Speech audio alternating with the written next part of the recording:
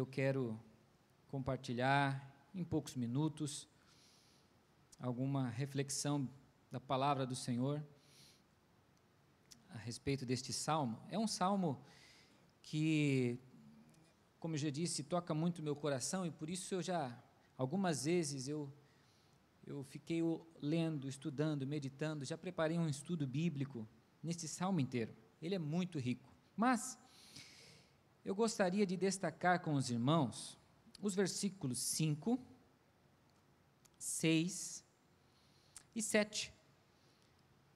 5, 6 e 7 do Salmo 84, os que encontraram, digam amém. Amém.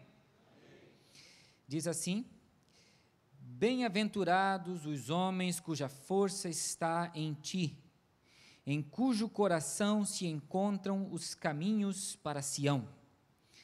Passando pelo vale de Baca, fazem dele um manancial. A primeira chuva o cobre de bênçãos. Vão sempre aumentando a força. Cada um deles comparece perante Deus em Sião. E este salmo que nós lemos, ele fala sobre isso. Ele fala sobre o vale de Baca, o vale das lágrimas. E quem é que consegue escapar do vale de Baca? Do vale das lágrimas. O que era este vale? Era um vale que haviam algumas balsameiras que numa determinada hora do dia, debaixo da ação do sol, elas destilavam um líquido, e quem olhava para aquelas balsameiras tinha a impressão de que aquela planta estava chorando. E o salmista então vai dizer: ao passarem pelo vale das lágrimas. Os vales de lágrimas fazem parte da trajetória de fé dos filhos de Deus. Não tem atalho. Não dá para recalcular a rota. Quanto mais você foge, mais você atrasa o processo de Deus na sua vida. Então a primeira pergunta que eu quero fazer aqui não é exatamente como superar a crise em primeiro lugar, mas eu quero perguntar primeiramente como suportar a crise, porque enfrentá-la, nós teremos de enfrentá-la. Agora então, se eu vou ter que enfrentá-la, como é que eu posso então suportá-la? Suportá-la. Está escrito: como são felizes, nós lemos aqui, os que em ti encontram força. Esse é o primeiro segredo. Como suportar a crise? Porque as crises da vida, de fato, têm o poder de minar as nossas forças, de sugar as nossas forças.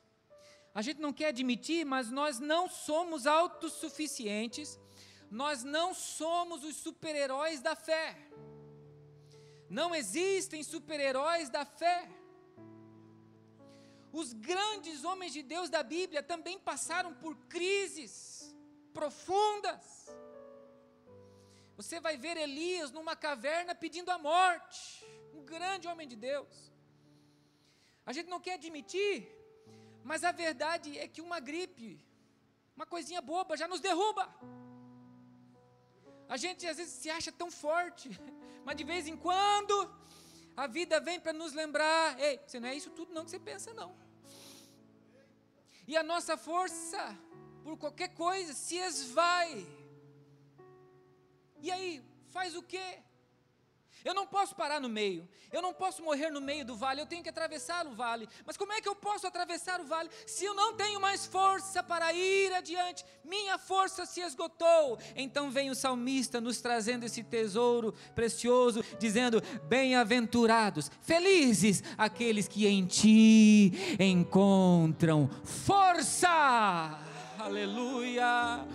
A minha força é limitada, a sua força é limitada, mas a força de Deus não tem limite, o poder de Deus não tem limite, Ele é o Todo-Poderoso. Olha que expressão bíblica forte: Ele é o Todo-Poderoso, e Ele tem novas forças para você.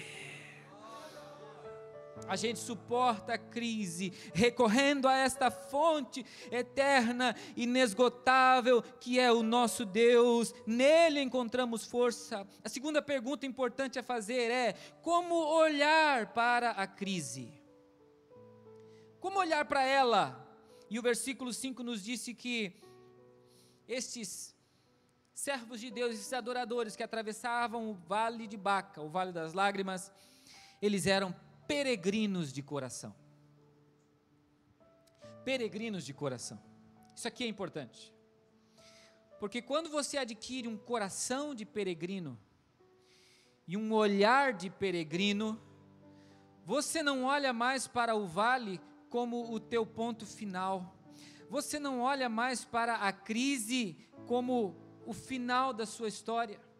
Você não olha mais para o vale como o teu endereço, o teu CEP. Porque o problema é que muitas vezes a gente atravessa os vales e a gente acaba querendo fixar residência no meio do vale. Mas você não foi chamado para fixar residência no meio do vale. Não é ali o teu lugar, não foi para isso que você nasceu. Você não é deste lugar, você é um peregrino do Senhor. Você só está de passagem. O texto não disse ao ficarem no vale de Baca, ao chorarem no vale de Baca, embora é o vale das lágrimas. Mas o texto também não diz isso. Ele não diz ao fixarem residência, não, ele diz ao passarem, ao passarem. Eu vou repetir mais algumas vezes para você se alegrar comigo. Ao passarem pelo vale, aleluia. Você tem que passar por ele, não fixe residência, não vai colocando as tuas estacas aí, não, é só um processo, é só um momento, é só uma página da tua história. Não pare agora, não desista agora, levanta a cabeça, não é hora de desistir, não é hora de baixar a guarda, continua marchando, continua peregrinando, porque logo você vai olhar para trás e vai dizer: glória a Deus, o vale já ficou para trás, já chegou um novo tempo de Deus para minha vida. Ao passarem, quantos testemunhos lindos. Já pensou esse microfone passando na mão de todo mundo aqui? Quantos testemunhos lindos, quantos vales você já atravessou nessa vida. Eu olho para você e eu sei, aqui está um peregrino, aqui está um vencedor. A vida bateu para valer, o inferno se levantou com fúria, mas ele encontrou novas forças em Deus. Ele não aceitou o vale como seu lugar fixo, ele continuou, ele não parou, e ele está caminhando, ele está peregrinando, ele está marchando triunfante, ele está alcançando um novo lugar em Cristo, para a glória de Deus. Ao passarem pelo vale das lágrimas, porque eles são peregrinos, são passageiros, são viajantes, eles estão com os olhos no lugar certo. Como então superar a crise? O primeiro segredo é esse, é avançar e não parar. Mas o segundo, por incrível que pareça, é investir e semear. Na crise, investir e semear? Eu me lembro que na pandemia, eu sou um itinerante, as igrejas todas fechadas. Olhei para minha esposa: o que vai ser de nós? Pois no meio da pandemia nós fomos para o estúdio, fomos gravar músicas novas, fomos gravar clipes novos, lançamos. Não me pergunte como, nunca faltou nada na nossa mesa, nenhuma conta atrasada. É bem verdade que às vezes Deus dá o que precisa, né? Não falta, mas às vezes também não sobra. Glória a Deus, porque quem tem Jesus tem tudo. Quem tem Jesus não tem falta de nada, nem juros de boleto a gente paga. Porque mesmo no meio da crise, a nossa fé, ela não está firmada nas circunstâncias.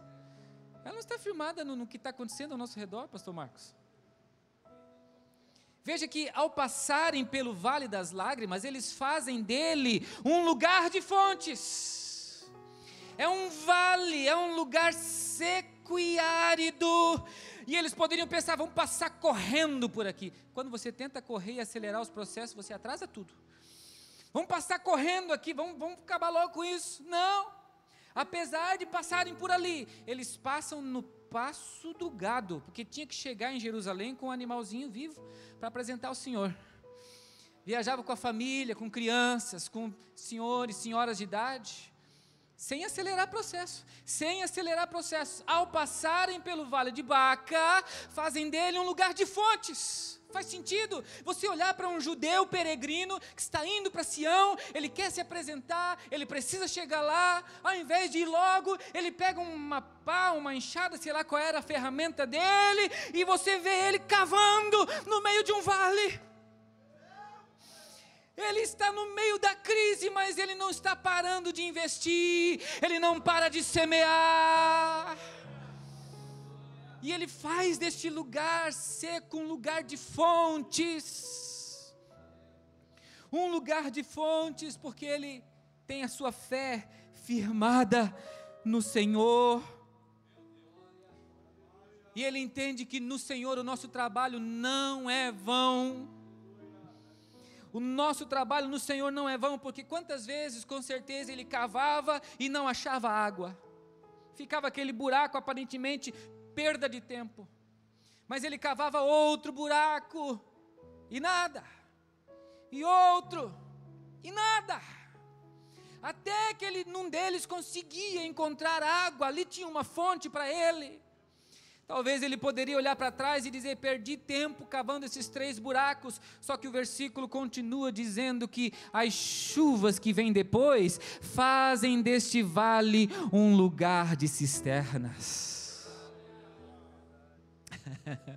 O buraco que ele cavou e não encontrou água, vai se tornar uma cisterna. A chuva do Senhor vem depois. Ele, além de passar pelo vale adorando, glorificando, investindo e semeando, ele passa pelo vale deixando um legado para as próximas gerações. Alguém vem atrás dele e vem para desfrutar do legado de um homem de Deus, o legado de uma mulher de Deus. Aleluia, porque no Senhor o vosso trabalho não é vão. E porque Ele faz com que todas as coisas cooperem para o bem. E todas as coisas é todas as coisas. Não dá para diminuir o que a palavra diz. Todas as coisas, Deus faz com que elas cooperem para o bem, pastor Marlon, para o bem daqueles que foram chamados segundo o seu propósito. Todas as coisas. Lembra daquela doença? Lembra daqueles dias na UTI? Lembra daquela crise financeira? Lembra daquele imprevisto? Lembra daquela notícia terrível? Lembra daquela dificuldade? Não foi em vão, até mesmo aquilo de um jeito ou de outro, Deus fez com que cooperasse para o bem da sua vida, da sua história, da sua trajetória. Deus pegou tudo aquilo e foi jogando, e foi trabalhando no seu coração, foi forjando o teu caráter, foi te dando uma força e uma estrutura que você tem hoje, que um banco de escola não pode dar, mas as experiências da vida, debaixo da presença de Deus, te deram tesouros de valor inestimável.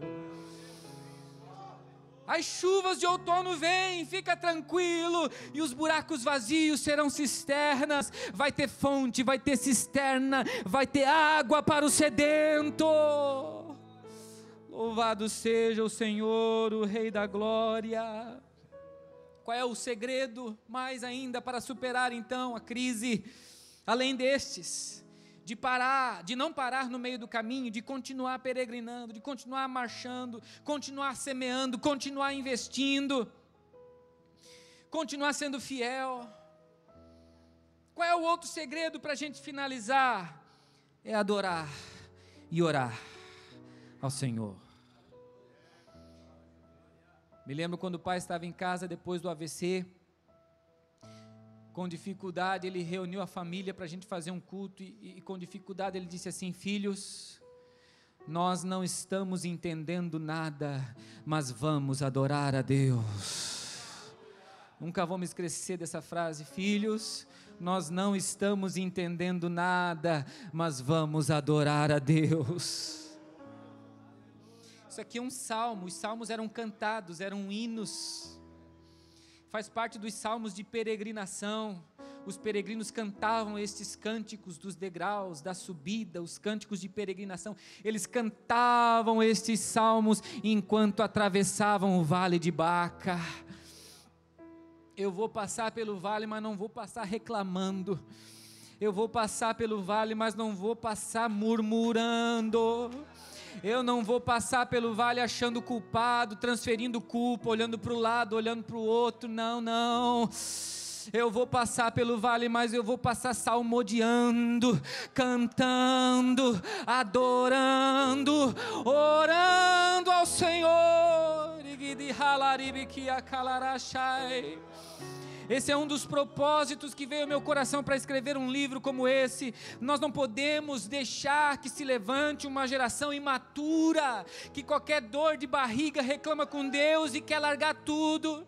Qualquer pedra no caminho quer abandonar a fé, quer se afastar dos caminhos. Não, nós precisamos de uma geração madura, firmada na palavra, que está disposta a enfrentar os vales sem reclamar, sem murmurar, mas adorando ao Senhor, adorando ao Senhor, adorando ao Senhor. Quem vem lá são os exércitos inimigos, os habitantes do monte Seir, os moabitas, os amonitas. Vamos reclamar, vamos murmurar? Não, não, não, não. Chame os músicos e vamos adorar. Os músicos vão na frente do exército e vamos cantar. No momento da guerra é uma oportunidade de ouro que temos para adorar ao Senhor Jesus. São cadeias, são correntes, são soldados, é uma prisão. Não merecíamos estar aqui, só estávamos pregando a palavra. Vamos reclamar, vamos murmurar? Não, Silas, não, Paulo, vamos adorar, vamos exaltar o nosso Deus, porque Ele é digno. Fazendo ou não fazendo, Ele é digno. Com milagre ou sem milagre, Ele é digno. Com resposta ou sem resposta, Ele é digno. Com poder ou sem poder, Ele é digno. Com terremoto ou sem terremoto, Ele é digno.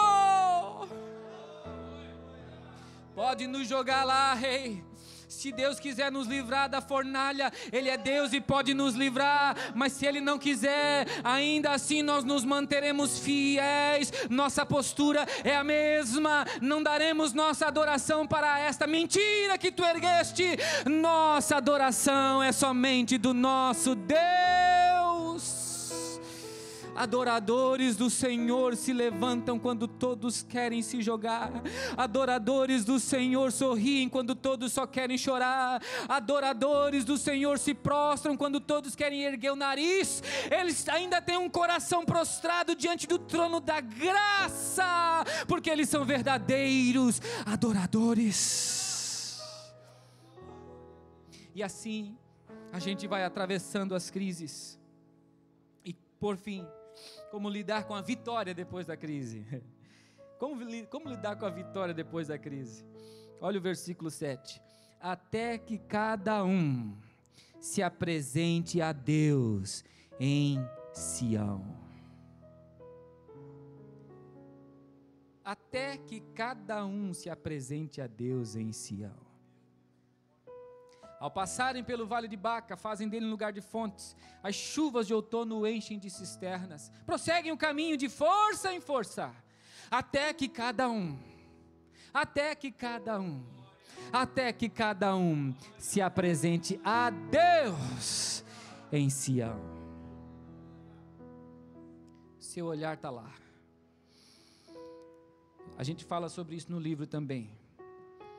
É necessário recuperar o olhar para a eternidade, o olhar para o céu de glória. A gente está tão apegado com essa terra, que a gente até não quer fixar residência no meio do vale às vezes, mas achou um lugarzinho melhor, ali a gente quer fixar a residência, né? A gente vai gostando das coisas daqui, a gente vai se apegando com as coisas daqui. Se não cuidar, o coração se apega a esses tesouros corruptíveis que a traça e a ferrugem corroem. Mas a palavra é a mesma, nós somos peregrinos, nós não somos deste mundo, nós estamos aqui de passagem, mas nós não somos daqui. Há um destino eterno e glorioso que o Senhor Jesus desenhou para a igreja. Existe um horizonte sublime e glorioso que Ele desenhou diante dos nossos olhos, e nós estamos caminhando para lá, até que cada um se apresente a Deus, não é aos homens. Você não precisa ficar preocupado com nenhum tipo de exibicionismo, você não precisa provar nada para ninguém. Paulo disse: procura apresentar-te a Deus como obreiro aprovado, que não tem do que se envergonhar, que maneja bem. Não é aos homens, é a Deus. Faz toda a diferença, porque aos homens a gente dá um jeito, aos homens a gente faz um bom personagem, uma boa máscara, uma boa performance, e está tudo legal. Mas a Deus ninguém engana. Ele conhece, Ele vê, Ele sabe. É diante dEle, é para lá que eu vou, é diante dEle que eu vou ter de comparecer logo mais. E aí tudo vai valer a pena, tudo vai valer a pena. Esses dias a minha esposa Monique estava dizendo para alguém, e aquele alguém reclamando da vida, e ela de repente começou a falar com a autoridade de Deus: pois é, mas esse é o nosso problema, você só fica olhando para essa vida. Se você viver 100 anos aqui é muito, por que não pensar na eternidade? Lá 100 anos é pouco, 1000 anos é pouco, 10.000 anos é pouco, será uma eternidade na presença de Deus. E toda lágrima dos nossos olhos, toda, Ele enxugará. Não haverá mais pranto, nem tristeza, nem dor, pois a antiga ordem já passou.